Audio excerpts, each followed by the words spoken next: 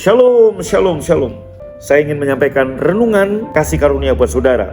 Kemurahan Tuhan, sumber peningkatan. Galatia 5 ayat 4, kemurahan Tuhan yang membuat kita menjadi besar dan bertumbuh. Pertumbuhan terjadi karena kasih karunia, bukan karena upaya kita. Bisnis, keuangan, pelayanan, dan sebagainya tidak bisa bertumbuh tanpa kasih karunia. Bila kita masih menganggap pertumbuhan dan keberhasilan adalah karena upaya kita, maka kita hidup di luar kasih karunia.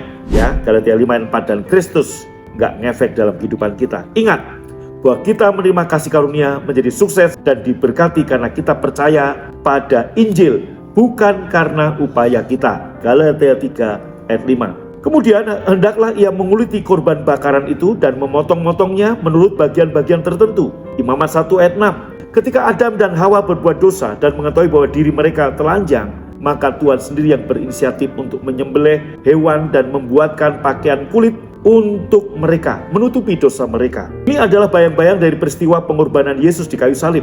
Jadi bagi kita yang percaya pada Yesus Kristus, sebenarnya secara rohani kita telah mengenakan pakaian yang terbuat dari anak domba Allah yang masih berlumuran darah. Itulah jubah kebenaran. Karena itu Allah memberkati dan berkenan pada kita karena melihat kebenaran Yesus yang dikenakan kepada kita. 2 Petrus 1 ayat 2 berkata, kasih karunia dan damai sejahtera melimpahi kamu oleh pengenalan akan Allah dan akan Yesus Tuhan kita. Semakin kita mengenal Tuhan dengan baik, maka kasih karunia dan damai sejahtera akan melimpah atau dilipat gandakan dalam hidup kita. Kita telah menerima kasih karunia, yaitu Allah yang menyelamatkan, Allah yang memulihkan, Allah yang memberkati, Allah yang menyembuhkan karena Yesus. Kemudian Shalom atau damai sejahtera, yakni kekuatan untuk mengatasi kegentingan, juga melimpah dalam hidup kita. Bila suatu kali kita menghadapi krisis ekonomi, ingat bahwa kewarganegaraan kita adalah dari kerajaan surga, bukan dari dunia. Berkat-berkat kita diatur oleh surga. Sebagai contoh, ada seorang warga Amerika bekerja sebagai karyawan di kedubes Amerika yang ada di Indonesia. Maka ketika terjadi krisis ekonomi di Indonesia, hal itu nggak akan berdampak pada gajinya.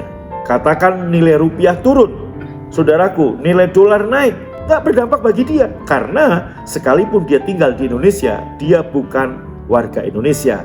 Dia menerima gaji dolar Amerika. Ini bicara, Anda adalah warga kerajaan surga sekalipun Anda tinggal di dunia. Dengarkan, dengan kebenaran ini Anda pegang, Anda akan melihat, Anda akan terbang mengatasi kegentingan, terbang melewati badai kehidupan. Anda justru akan dipromosikan di masa-masa yang sulit ini. Efesus 1 ayat 17 berkata, dan meminta kepada Allah Tuhan kita Yesus Kristus, yaitu Bapa yang mulia, supaya ia memberikan kepadamu roh hikmat dan wahyu untuk mengenal dia dengan benar. Roh hikmat dan wahyu membuat kita mengenal Tuhan dengan benar. Kita perlu meminta untuk roh hikmat dan wahyu dicurahkan lebih lagi dalam kehidupan kita, sehingga kita bisa mengenal Tuhan dengan lebih baik dan mengetahui kebenaran tentang hidup dalam kasih karunia untuk seluruh aspek kehidupan kita, kesehatan, keuangan, bisnis, dan pekerjaan. Aku berdoa supaya kamu bersama-sama dengan segala orang kudus dapat memahami betapa lebar, betapa panjang, betapa tinggi, betapa dalam kasih Kristus, dapat mengenal kasih itu sekalipun ia melampaui segala pengetahuan. Aku berdoa supaya kamu dipenuhi di dalam seluruh kepenuhan Allah. Kasih Allah sangat besar dan melampaui segala akal. Kita sering mendengar bahwa Yohanes adalah murid yang paling dikasihi. Hal itu dikatakan oleh Yohanes karena dia sangat mengenal Yesus dengan baik, sehingga dia dapat dengan yakin berkata bahwa Tuhan sangat mengasihinya.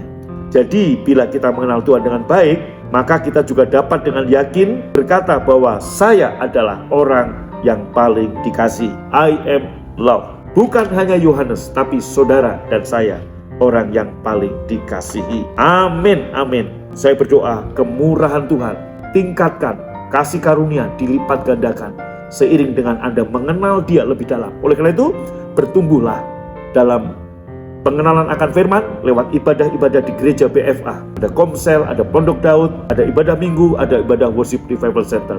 Tuhan Yesus memberkati Anda. Shalom.